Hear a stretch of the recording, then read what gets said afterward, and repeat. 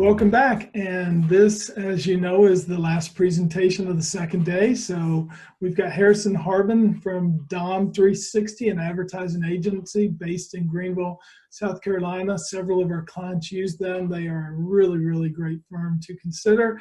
And Harrison is going to talk about digital ad strategies before they're too late. So we definitely need to know this, particularly before it's too late. So Harrison, I'll turn it over to you. And if you would, just take us home for the day. You got it. Well, thank you so much, David. Appreciate it. Appreciate all of you guys, tuning in or logging in, if you will, to see what we have to say. I'm just going to jump right into it. We only have 20 minutes or so. So let's go ahead and get it started. As David said, the title of the name of what I decided to go with today is Strategic Second Thoughts: 3 digital ad strategies and ideas that you need to rethink before it's too late. So forgive the sense of urgency here, but we do think that given this time, given what's going on in the world, if you are missing out on opportunities, we need to make sure we are harnessing those as quickly as we can and shoring up those strategies. So we've chosen 3 of them to talk about today. I want to give you a little bit of quick background on kind of who's talking, so you know who you're dealing with here. My name again is Harrison Harbin. I'm the Director of Digital Media at Dom 360. Been with them since around 2014 or so. Head up the digital department since about December of 2018. And Dom 360 is an agency. In case you're not familiar with us, we've been around for around 11 years. We're a digital-first automotive agency offering a full scope of services, low funnel services like paid digital media, Google Ads, social media, things of that nature, all the way up the funnel to traditional TV and radio. And we are now a coast-to-coast operation. As David mentioned, we are located in Greenville, South Carolina, but have locations in Boca Raton and Los Angeles as well. And as far as relationships, we work with every major OEM in the automotive vertical. If the logo is not listed here, it's probably just because the designer forgot to put it on there, quite honestly.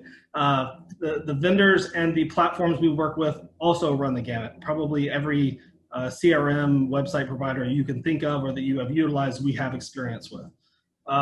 So why am I telling you this? Obviously, I want to brag a little bit about our agency. I think we're pretty awesome, but it's important because I want you to know that we've been around the block a time or two. These 3 topics that I'm going to cover today are not based on opinion. They're based on hundreds of account evaluations, client conversations, vendor discussions, a lot of experience we have in this space that have led to the conclusions that we're going to talk about today. So with that being said, we're going to jump right into it and give you your second thought, number 1. And this is going to cover branding campaigns, which we've seen to be a bit of a hot button topic lately. So what we tend to hear is, and I'm kind of quoting what we hear from dealerships and vendors alike, I do not need a branding campaign. Why would I waste money on clicks that I'll get anyway with my SEO or my map listing? So here's the deal. Are you wrong? No, not necessarily. Are you right? Definitely not necessarily. Does that make any sense? Maybe not, but hopefully it will here in a few minutes. So we're going to start with the data. So Google says you're wrong all the time, flat out. They reference a study quite often they did a number of years ago that said that 89% of ad clicks are incremental. Obviously, we've changed quite a bit. They've changed quite a bit. The search engine results page has a bigger map listing, has more ad space than they used to before. But given those same metrics, and when we're talking about branding in particular, you're obviously going to be ranking at the top organically. So that little chart down here at the bottom that summarizes 50% of all ad clicks are incremental when you have the top spot in the organic results. So even if we've updated from that and we're going to add in some map listings and some map results, even if you take that 50% and have that, 25% of ad clicks being incremental for a branding campaign is a pretty tremendous amount of opportunities you would be losing if you weren't running that sort of campaign. Fortunately, however you look at it, it's not always quite as black and white. Geography and brand both play a tremendous part in that. The Lexus dealership map that I have on the right is a great example. Mobile, Alabama is the area I chose. We have a couple of dealerships down there. If you want to look at how Lexus is portrayed in this market, well, their dealerships are pretty far apart. Their branding campaign, more than likely, other than competitive conquests from other manufacturers like BMW and Mercedes, they're probably pretty safe. Same geographic area, different manufacturer. Looking at Toyota, whole different ballgame. A branding campaign probably going to be a lot more necessary. So just a manufacturer alone, the differences in one geographic market can be tremendous when it comes to the necessity for branding. But aside from that, what do current conditions say? What do they dictate? So I use one of our longtime clients, Cobb County Toyota, to give you an example of what this would look like if you have a branding campaign, an organic result, and a map listing all showing up in the spots that they are supposed to. So those two blurred out lines you see there in the middle, I hid them just in case they're not allowed to be buying competitors' names, which they probably aren't, so I don't want to get them in trouble necessarily. But you can see the kind of real estate they're taking up on this page as opposed to Cobb County Toyota, quite small. Remove the branding campaign, same two competitors, a significantly larger amount of real estate, including site links, call extensions, location extensions, pretty much everything you can think of. And when you take this desktop view and translate it to mobile, you can imagine we're talking about a pretty significant difference in the amount of real estate you're taking up. And if you don't believe me on this one, this is something I don't really see encouraged quite as often as I wish I did. Buy your own name for a month. Buy it with a small amount of money if you need to. Spend $100 for a month, $10 a day, what have you, just to see what the landscape looks like. And if you're ever going to do this, I think the fourth quarter, November, December, thrust months would be the time to do this. If anyone's going to compete and start buying your name, now would be the time. So do this for a month. Take a look at the Auction Insights report. If you're not familiar with what that looks like, I've got a screenshot of one here on the presentation. Again, I've blurred out the names of the competitors, but you can see this would clearly show where you fall with your impression share, your top of page rate, and all your competitors that will be bidding on your name as well. This is going to illustrate the need or the lack thereof of a branding campaign in your particular market for your dealership. So again, are you right?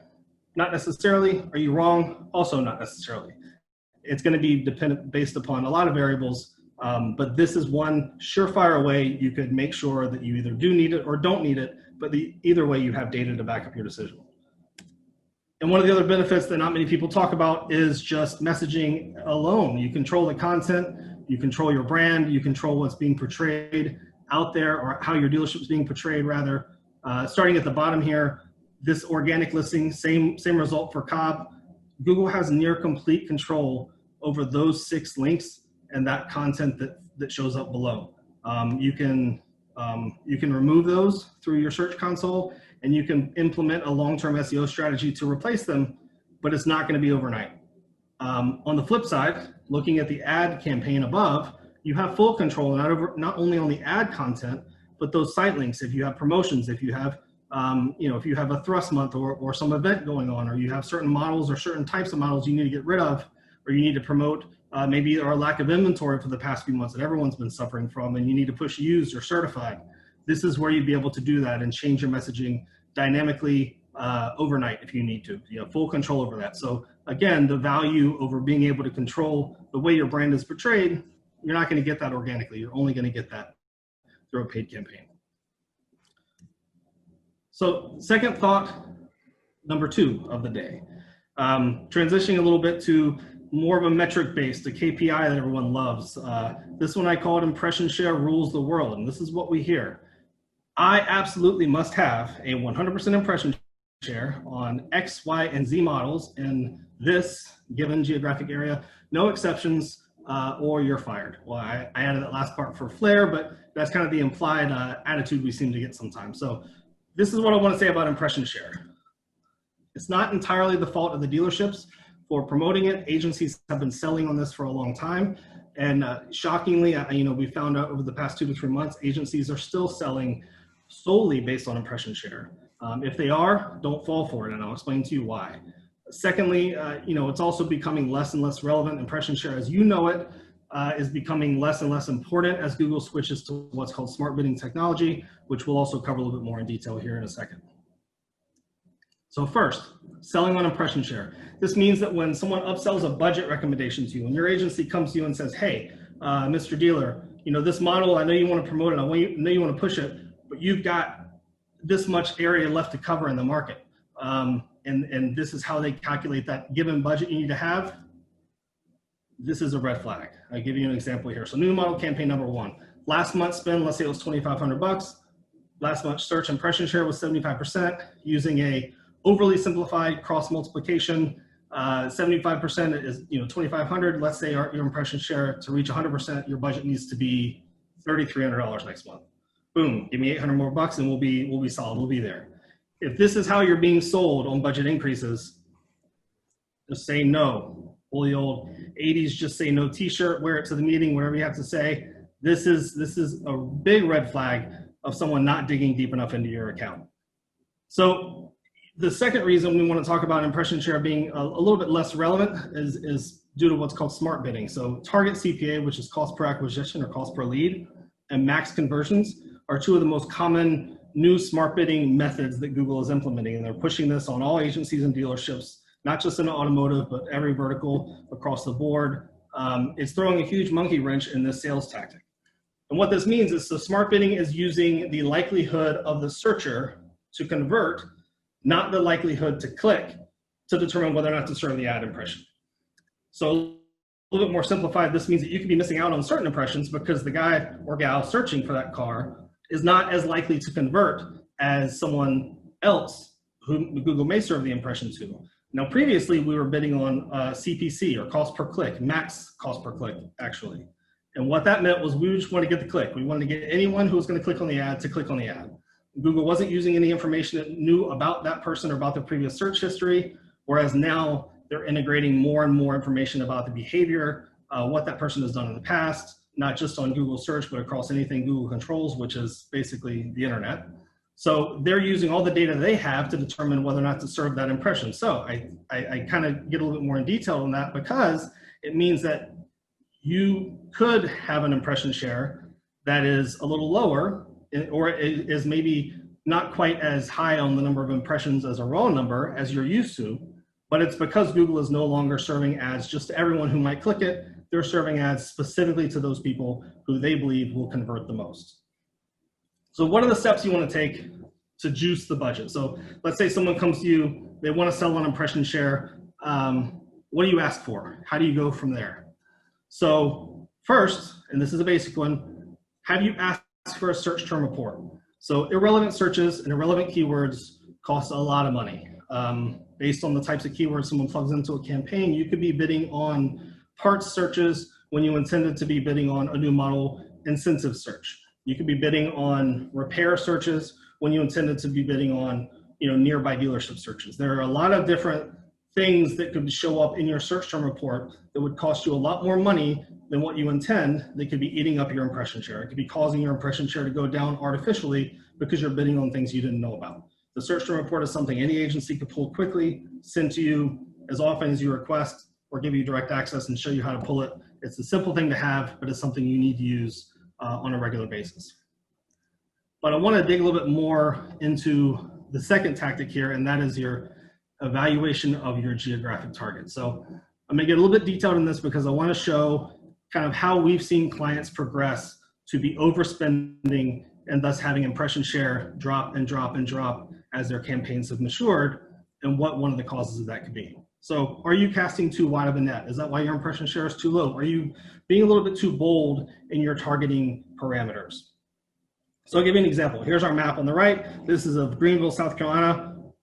Beautiful town. I encourage you to visit it if you haven't visited before. Obviously after the COVID pandemic, ideally, we'd like to keep it safe around here, but this is Greenville and the surrounding area.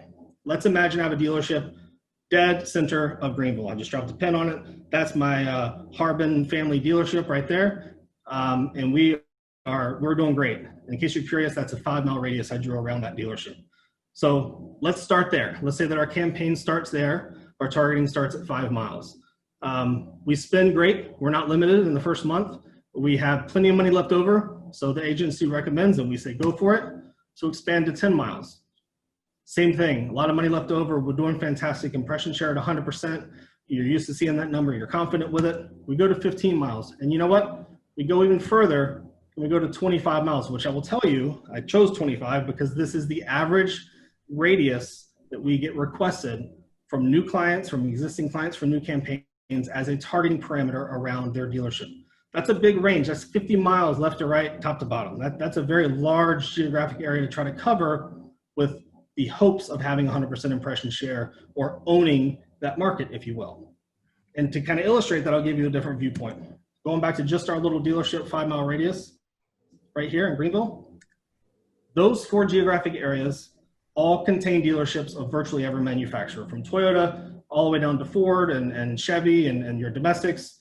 Every dealership you could think of outside of probably luxury is represented in at least all those markets, if not 2 or 3 of them.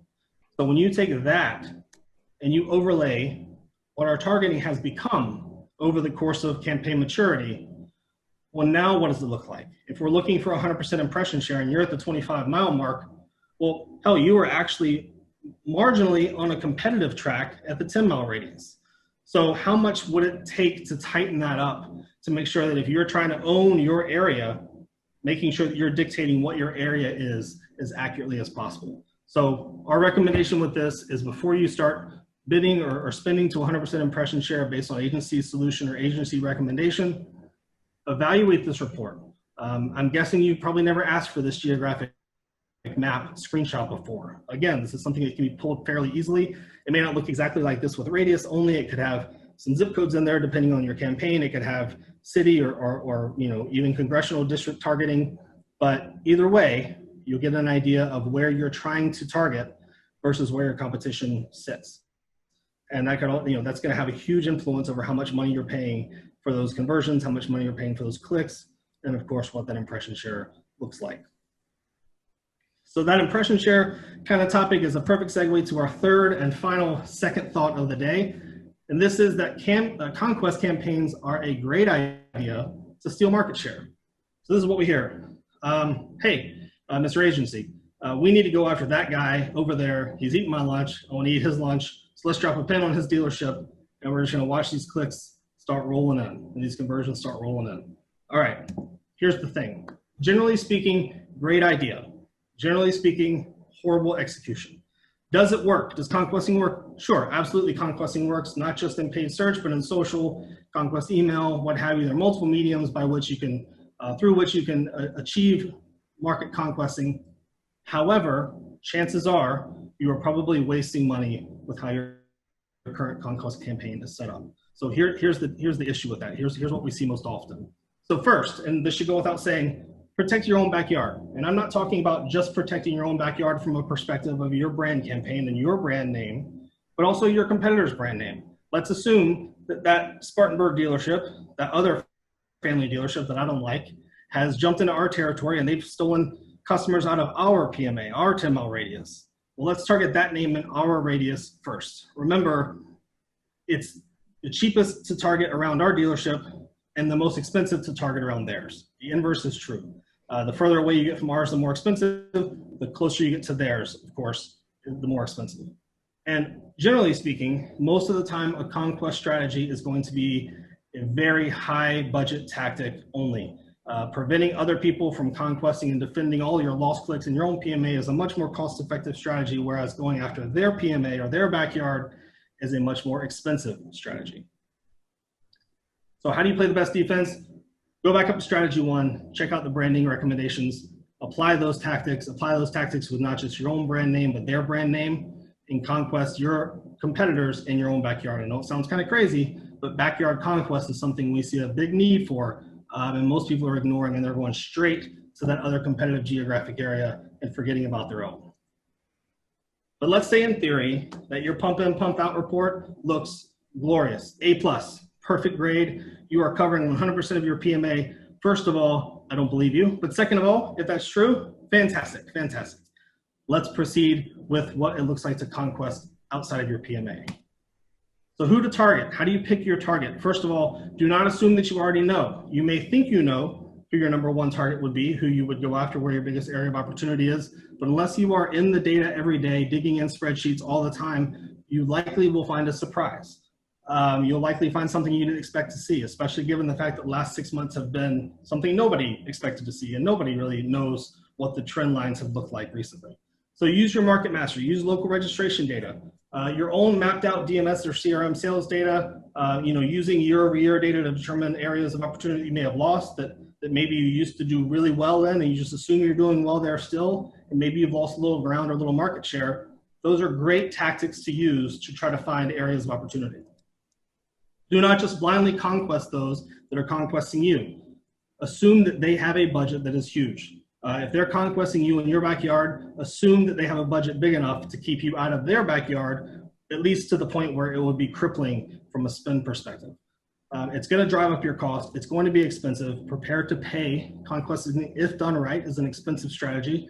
So isolate those results. Don't use that to blend into your other ad results. You know, in the defense of the agency, and I know a lot of this has been kind of pulling the veil back on agencies, but in the defense of the agency, it's a very different tactic. Don't, you know, allow these numbers and this cost to drive up your averages for everything else. And also don't gauge them by the same metrics. Don't look at the same cost per click or the same spend numbers and expect to see consistency from a new model campaign in your backyard to a Conquest campaign. They're not going to be the same. They're going to skew your performance pretty heavily. But let's say you have picked your target, you use the data intelligently, you found the person that you want to go after the most, you want to primarily focus on this same guy over there in Spartanburg, the other family dealership that we don't like. Do not drop a conquesting search ad with a 5-mile radius around that dealership 30 miles away. This is the most common thing we see. And it's not just the dealership who asks for it, it's the agency who does it and thinks it's great. You're not going to drop a pin in someone's backyard and expect to walk away with half of their customer base. It's just not going to happen. Reminding you of that graphic from before, least expensive in your backyard, great. Most expensive by a long shot in their backyard. The area to win, the most effective return on investment, and the biggest areas of opportunity is going to be in that contested ground between your dealership and theirs, between your backyard and their backyard. That green box here on the map, that's the battleground you have to win. Those are the customers that you have the best shot at either getting back or stealing from that dealership because of not only just where they're located, but also because they are more than likely a little less loyal because they're a little less geographically in close proximity to the competitive dealership. So do start the bidding on their dealership keywords, like we said, in your backyard. So let's say that our spin map is the green. We're going to start with that close radius, and then we're going to grow. And we're going to grow as we can afford to do so. Slowly. Start conservatively, start with your own PMA, and grow outwards from there. Honestly, I would take it a step further and say, that little red circle, let's treat that as a no-go. Do not spend in that area. If you're in that area spending money on Conquest, you have probably passed the point of diminishing returns, meaning that once you're in that area and you're spending over that hump, over that amount of money, your return on investment is not going to correlate with the amount you've invested in that campaign. So once you hit that plateau, stop spending, and that's usually within that 5 to 10 mile radius, of course, depending on geo around their dealership. So let's put a bow on this, just to quickly recap, just to make sure you got the key points out of these three different topics. Branding campaigns, with very few exceptions, you are losing out if you're not running it. At the very least, test it for a month, use very little budget, and use your auction insights report. Request it, see what's happening, see what's out there, see who's bidding on you. It's probably going to be more than you think. Impression share, stop worrying about impression share alone. If anyone's trying to sell you on it, just say no and ask for more data. Search term reports, current negative keyword list, making sure you're eliminating those search terms you don't want to bid on that are driving your impression share down and your costs up, and reevaluate your current geos. You can more than likely scale back quite a bit with very little, if any, loss in your KPIs, meaning more than likely won't lose much on along the lines of clicks or conversions, and you'll probably save quite a bit more in money. And then conquesting. If you are conquesting, which chances are most of you probably are in some capacity, stop right now. Don't pause it necessarily, but just stop what you're doing from a paid search perspective or social perspective. Evaluate your targeting, look at your geos, and don't waste money in their backyard. Make sure you remember that middle ground is the battleground to be won. So is that it? Are those 3 campaigns and those 3 strategies the only 3 things you need to worry about? Unfortunately, absolutely not. This started as a list of I want to say 10. It grew to 15. Depending on who I asked, it was upwards of 20. But we have a limited amount of time, so we chose the top 3 that we thought were going to have the most effect on your campaigns given the volatility of spend due to COVID. People are competing in volumes we've never seen before. Our auction insights reports that we're pulling for all clients on a weekly basis are showing competition from brands and from dealerships that have never ventured into our backyard before. But they have the money to do it because they've been paused for months, or they have the money to do it because they stayed active for months and they continue to sell during the shutdown. But either way, the competition is fierce and it's only going to get worse between now and the end of the year. So if you're going to make sure you are buttoned up on all these tactics, now would be the time. Remember the 3 things we talked about: branding campaigns being needed or not needed, selling on impression share, and a conquesting strategy that's just a pinpoint and go are considered one-size-fits-all tactics. Those are scalable enterprise-level solutions, usually executed over a mass number of accounts, and that is never going to be good for your dealership, no matter what anyone says. A one-size-fits-all solution is never the right solution for you, and if you need something custom, fourth quarter, November, December, especially of 2020, is the time to do it. Thank you guys so much for your time. I hope you learned a little something, and if you just pause for 1 minute, David and I will be right back to answer some questions you may have. And again, I appreciate you guys coming out. Thank you so much. That was a head spinner, and yet at the same time, you took it down to such a fundamental level that even I understand it. And I can imagine those who are managing the agencies that manage their campaigns or who are doing it themselves are scribbling notes furiously. Well, the good news is these presentations are going to be available for replay, so you'll be able to go back and listen to his key points, but I thought those top 3 were remarkable. So what we'll do is we're going to move to Q&A. Looks like we've already got a question for you. So Chelsea, if you would go ahead and pose that. Yeah, Harrison, I've been asked a couple questions. So I know you mentioned obviously that conquesting is expensive. Can you lower that cost with pre-roll or Facebook ads since they're lower medium costs? Yeah, absolutely. There are definitely ways to minimize the cost of conquesting. I would really trend toward the social media side of things. I mean, Facebook ads are obviously really heavy right now because you get such a good bang for your buck, and the conquesting side of that is definitely a huge opportunity, and it's something we see executed quite a bit. The only flip side of that I see is you don't have as much of the intent. Obviously, that's not an intent-based medium for the most part, like a search ad would be. And so therefore the leads you're going to steal, the customers you're going to steal those clicks from, or that you're going to get those clicks rather, may not be quite as low funnel or quite as quality of a lead. And I know we've talked quite a bit about lead quality today. So that's definitely something at the forefront. So you can definitely save money by diversifying your media spend, and we certainly recommend that. But from a paid search side, we think if executed properly, and I say expensive, it can get very expensive, but there are obviously ways to mitigate that, which is a lot of what I was talking about. So.